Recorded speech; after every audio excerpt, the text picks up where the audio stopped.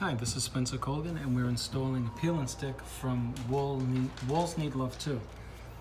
And so one of the benefits of peel and stick is that if you should mess it up, a lot of people try to do it themselves, and it's very forgiving for the homeowner because here's why.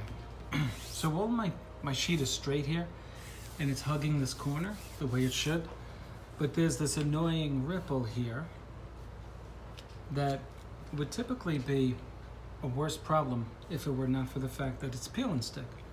So everything is flat here and it's on the wall the way it should be. But all you have to do when you have a ripple or a wrinkle here is pull it back just to the affected area. And this is all you do. You take your thumb, if it's smooth. Some people have calluses on their thumbs, it'll scratch the paper. Or the tool that they give you here, this is felt. It's a thick piece of felt, and you want to go parallel with the fold. So my fold is here. It's not straight.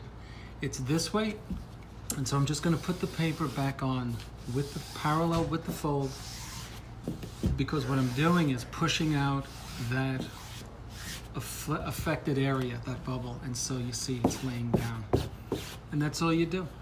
And then by doing that parallel with the fold, you essentially and necessarily push it out.